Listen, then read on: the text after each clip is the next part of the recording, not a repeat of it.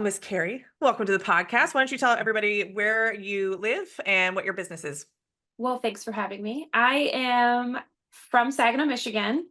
I am an aesthetic practice and I am the nurse practitioner and founder of Vive Aesthetics.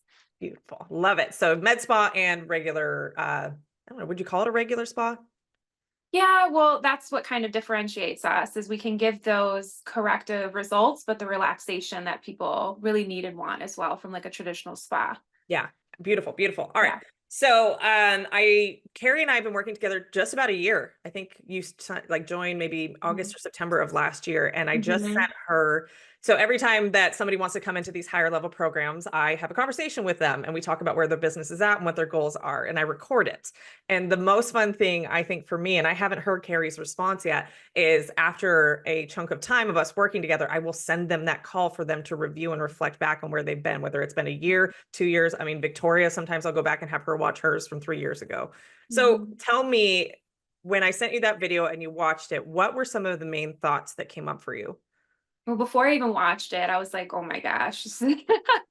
I am so terrified of like going back to that mindset I had, but you have to be able What to was that see. mindset? Like, if you remember. It was very emotional. I already have like a very chaotic home life, which we just talked about. I have 4 kids. They're all in, sports. They're young. They school Under 10. activities. I have a puppy. There's just a lot of chaos. And I was working 2 jobs at the time when I started the program, so there was that too. Yeah. So Okay. thinking back to like how chaotic my life was at that time, it's almost like I don't want to even think about it because it brings emotion to me because I was so overwhelmed. I had this passion to have this business and to provide this experience for people in my community, but I was kind of dying in the process. I was losing that passion because I was so overwhelmed with so many ways to Yeah. go and I didn't know I didn't know where I should spend energy on. I was just very overwhelmed. That's like the easiest way I can put it. Yeah. And I think there was somebody, you were doing a interview on somebody else's podcast that I had been listening to. So it Oh, just that's right. happened to be. It wasn't even your podcast. I remember we started a conversation through DMs. That's right. Yes. And I Yes. mean, Okay. it was a different time zone for you, but for me, it was like literally 3 a.m. Yeah. And it was midnight And for me. so it was literally late. And the fact that you spent so much time to kind of hit these emotional triggers that I was having and the struggles I was having so deeply, like you totally understood like where I was at and that I couldn't keep going. That it was either Yeah. I was going to close my business or I had to go all in. It was kind of and not to do that abruptly, but like how can we Right. get you there? Like Yeah. strategically. Yeah. And Because you that's were really what I heavily needed. focused on marketing. Like that was your big thing. It's like, I need Oh, money. I need more marketing. And you had a fairly successful, I mean, she's a nurse yeah. practitioner. So she does injections, right? And the injectables Mhm, part was thriving, but it was solely based on you. And you had a team mhm, member on the spa side who couldn't do mhm, injections. And so you wanted to, if I remember right, wanted to build out the spa side more so that you could yes. pull back on the injectables and really just run the business side of things and Mhm. just do injectables as you wanted to. Right. Yep, Right. Okay. exactly. Yeah. And I knew that that piece of the business was so important to me because I have people coming in for injections and making sure that they take care of their skin properly is a huge part of that because Yeah. I know day to day that's really important. And to have somebody that's an expert in that so that I could send them to um, make sure that every time they come see me, whether it's every 3, 6, yearly, I know that they're doing what's best for their skin and their skin just gets better and better every time I see them. So I know that was a Yeah. huge part of the business that I wanted to build. And so like I didn't need it. Did I need it to be successful? No, but I knew that that was a piece that I wanted my business to be. I knew I wanted to grow that side because I knew how important that was. I didn't want to just be an injector. I know that aging happens in layers and that is a layer that needs to be maintained and you need to be doing that before you even think about injectables. So it's really Right. important part of my business. Beautiful. Okay, so walk me through. You pull up the video and you press Oh play. my gosh. I was like, first of all, I was very impressed with how I articulated my feelings to you. Yeah. And so I don't know if it was the way you talked to me or the questions you asked, but it was very on par of how I felt at the time. And the first thing you said, that was like, yeah, I'm ready. Like whatever I got to do is our first goal for you is to stop that second job. And Yeah. so I was like, yes, that is like, I had two jobs that luckily I was in the position that I loved both of them. I really did. I was working women's health. So it's pretty close to, me taking care of them on the outside, I'm taking care of them on the inside there. Um, but that I really did need to fully focus on one thing. I was Yeah. just piecing myself and I wasn't giving my full self to either one of them Yeah. because while I was doing that job, I was answering calls and messages and things like that in between patients at my other job. And then that's not fair for them either. So yeah, I had to make that decision, but I needed to do it in a very strategic way. I didn't want to just like uproot myself financially and for my family. I had that to think about. I'm, the breadwinner in the family, so that held heavy on me. But I think that the way that I did it was good.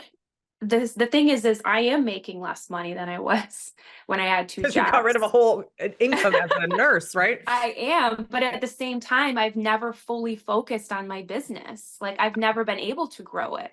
I've been paying myself, but it's at the expense of my mental health and me not being present anywhere I was. And that was more valuable to me to be present and to my mental health to be in check than the income I was getting. And once I made that decision, I was like, okay, I went down to part-time first, and then part-time turned into um other things. And I just kind of did it in a very like it wasn't so abrupt. Strategic and not reckless or Yes. yeah. It Yep. wasn't reckless, that's for sure. Yeah, I made sure, and it was a conversation I had with my family. And I was like, I just need to give it at least a year. Like, just give me a year. And if we're ever in the point where financially we do need some help, like, what's the worst thing that can happen? I just get another job. Yeah, Like, right. it's Yeah. okay. Like, it's not like it's a lost cause here. If it doesn't work, you get another job. But I will never know if it will work if I don't put everything I have into it. Yeah. Yeah. And that's the thing that we focus on a lot in every program and every conversation we have is like, what is it we're trying to create here? Like, let's make intentional decisions rather than reactive decisions. Mhm. And it took a while for you to stop being reactive. So Mhm. to kind of reflect that Kari's journey, she joined the accelerator in like September of 2023. And Yep. then you joined the mastermind. We Mhm. kicked off in January. And Mhm. so by the time she got into the mastermind, she had a lot of our hiring processes in place and she had the financials kind of figured out. And hers financials were super complex Mhm. because she's got the med spa, she's got the day spa side. And we didn't want to mix those numbers because it would skew the profit margins because the majority of the sales were coming from med spa. And we really wanted the day spa to have its own, essentially like a profit and loss statement. So we could make informed decisions on hiring and products and service pricing separate from the injectable side. So it took a while to kind of get the financials where the data was helpful and useful. So kind of talk to me about, because the coaches and I have had many conversations about you, and we have noticed a significant shift, I would say, since May. May is when you stopped being so reactive. So you're about 5 months into the mastermind where you'd actually like pause and get into the data instead of whatever spiral you would go down before and like, I got to figure out this and like, I just have to focus on marketing. And all. It's not that you didn't have to focus on marketing, but Yeah. what, again, that same question, like, where is my energy best spent? So Yeah. from your end, kind of talk me through that transformation and the journey you've been on with the emotional regulation, with being able to know where to look for data in your business to help Mhm. you make decisions. Kind Mhm. of talk me through that process for you.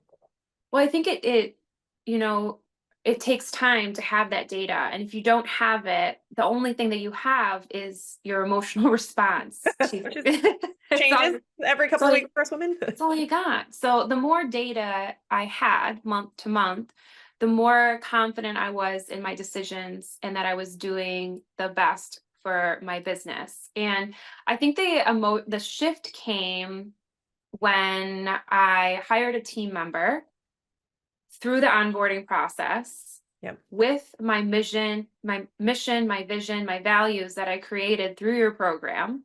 Yep. And once I realized that those people do exist and that we don't have a commission, we don't have to have a commission-based culture, Yeah. that there is people that actually want to come in and have a steady paycheck and have a good culture to work in, love what they do, and not feel like they need to go and do marketing afterwards for themselves. Because I've always felt that as a business, I need to support them Yeah. to do the marketing. That is not their job. Their job is to come in and make the experience for our patients and clients the best it can possibly be. And the only way to do that is to hire those people to begin with. You can't really, teach them these things throughout, because that Not be a shady person.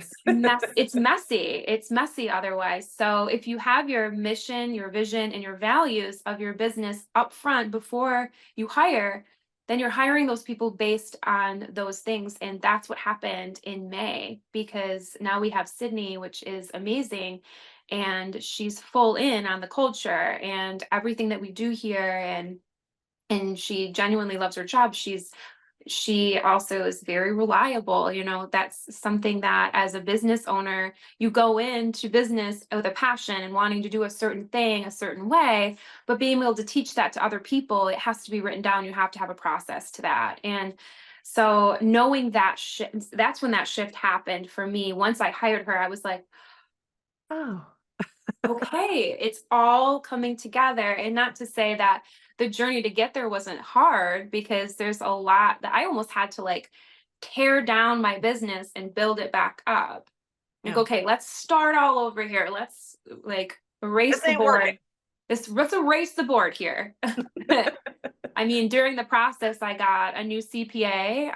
I'm now like looking at my bookkeeping a lot closer than I ever have.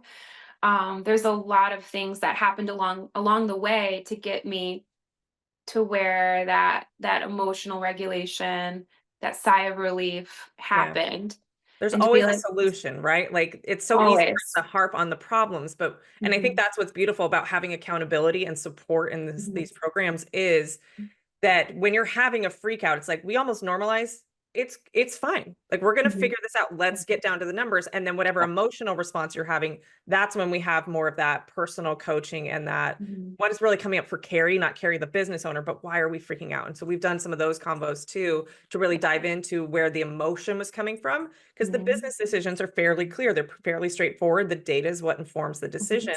Yep. So I'll give the example that so Kari in her state as a med spa, their employees cannot be tipped. And she had a really hard time with that because she knows in other like spas that aren't med spas, they can get tips. And so she was worried about what her team would do. So kind of walk me through um what your team member shared with you, what, like a week or two ago that you shared? Yeah. Yeah. So I'm not even asking for feedback on this. I'm just, every every month we kind of go over numbers and KPIs and, her goals and how well she's doing. And one of the things while we sat down is she was like, honestly, Carrie, I've never made this much. Like she's been an esthetician for over 2 years. She said, I've never made this much. So like, I'm okay. Cause there was somebody, actually, this is a good story. There was somebody who came in for a facial and was trying to tip her $100. I Wow. mean, it's a lot. And it almost was like, I almost wanted her, for her. I Just was under the like, gosh, table, take just it, take it, whatever. take it, Just leave it take here it, and walk away. take it. But we have a sign right at checkout. We are a non-tipping facility. Please leave us a review. It's the best tip. And so we know that that's not our culture. We are not a tipping facility. It's not our culture. So regardless of the amount that's being slid to her, she was not hesitant at all to say, absolutely not. Like, no, we are a non-tipping facility. Like, you can leave me a good review, send me your friends. Like, that's the best way you can help me out. Yeah. And they were just like, oh, okay. But the fact that when we had this conversation together, we were going over her numbers, she brought up the fact that she's never made, as much as she has, and that she genuinely loves being here and doing the job, and the culture's so great. And that means the world to me, because I'm working really hard to create that culture for my team members. And when we brought up the whole tip thing, and I was like, I'm going to be very honest. Like, when I saw that $100 slid to you, I was like, I felt guilty. I felt bad that you couldn't take it. And she was like, absolutely not. She's like, I felt highly uncomfortable. She's like, tipping is just a weird thing to me. She's like, I'm uncomfortable by it. It feels forced. And she's like, I love the fact that you don't take tips because it makes me more comfortable. Like I can just say no, and be like, no, we don't do that here. We're Yeah. non-tipping. It's actually illegal. There is some spas, that do still accept tips as med spas, but I know for my business, the legal structure, we are using medical grade products, medical grade treatments that can only be purchased through a medical doctor. That is not acceptable. It's illegal to accept tips if You don't you're want to doing risk medical that. treatments. Too high of a risk for me, Yeah. so, and she's on board with that. And it was like amazing to hear. It was really good. And she's still fairly new in the company, right? She was hired in what, 6 April. months ago? Yeah. April. She's Yeah. only been in 6 months and she's already making the most she's ever made after 2 years of being an esthetician. Yeah. So it's just giving Kari some evidence that, she had this belief that, oh my God, I have to, I wouldn't say overpay, but pay a lot more in hourly to make up for the fact that there aren't Mhm. tips. And still we're having evidence that this girl's making amazing money. And so Yeah. that to be able, anybody who's worried about your responsibility for somebody else's income, Mhm. understand that the income may not be the income you as the owner are used to. And, Mhm. like these are people that want to show up, they want to do the work, they're passionate about whether it's skincare, lashes, waxing, like they're passionate about the skill set and the fact that you can create a culture that's supportive, that there's Mhm. growth opportunities, that they're busy. It's awful when you hire somebody and they're just sitting around for like 20 hours a week and maybe they have 3 or 4 clients because the owner's stuck in the treatment room and she can't do marketing. That's where they start to feel like they're wasting their time and it's not enough money for them to just be sitting there. Right. So I'm so impressed with you. And like, there's so much more I want to dive into your story about how you kind of had this creative inspiration about what your unique process is for getting in, because dang girl, that when you came up with your Vive method of how they get into the business, whether they start in injectables or spa, and really the overall, like you said, like that transformation of their skin over the layers that they have is genius, but we only have so much time today. I know. Anything else you want to share? Like if somebody's on the fence, let's say Kari from 2023, Mhm. what advice would you give her to build out the team, to build out the team culture, to focus on her mental health and know that you don't have to sacrifice your mental health and your quality of life with your family to have the business that you want? I'd probably say that you don't have to do it alone.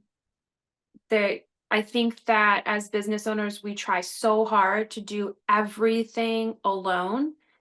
And that is the one thing that can break you the most, is that you cannot, like, look at all the bigger companies out there, even the smaller ones. It's not ever just one person. It takes a team to make a good business. And if you're continuing to do it on your own forever and ever, you will get burnt out.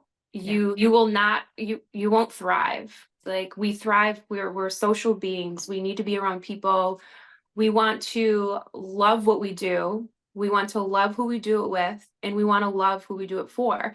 And if you can find those things, then you're going to have an amazing life and an amazing job that you love to come to every day, that you love what you love who you do it with, and you love who you do it for. You just have to find those things and get rid of everything else, all the noise, because I think at the end of the day, you have to have purpose in life. And I think having that purpose and creating that business that you can look forward to wake up to is really, it's going to trickle into when you're not in your business and what you're doing at home and what you're doing with your friends. And something to be proud of, and not something that you grumble about. Oh, I got to do all this business. Oh, like, I want you to be happy about it, and you can create that. Like, you just have to, have a little bit of faith. You have to have help to get there. And we are not, like, I'm a nurse practitioner. I never knew how to run a business, and you have to have a little grace with yourself that you probably don't know how to do that part, and you need some help with that part, and that's okay, to be able to do what you actually love to do at the end of the day. Beautiful. Oh my gosh, Kari, I don't think I could have said it any better. Beautiful. Thank you so much for coming on. So we've got, I'm going to hound you for coming to that retreat because you weren't able to come to the last one. I We have know, a I know. retreat, so October. So we'll talk about it. right. I don't care if we have to hire babysitters for you. We're going to make it happen, you know, or bring kids, bring kids. I think Victoria's bring kids. All right. Well, thank you so much. If you guys are interested in learning more about how to stop trading your time for money and start building a team, we've got our Solo Stress to Team Success Masterclass, totally free class coming up. We've got 3 different class times. You can head to thelashpreneur.com/solo stress. We'll link that up in the show notes to register and come learn more about the process that we watched Kari through and some other stories about business owners just like her. Thanks, Kari. I appreciate it. Thanks for having me.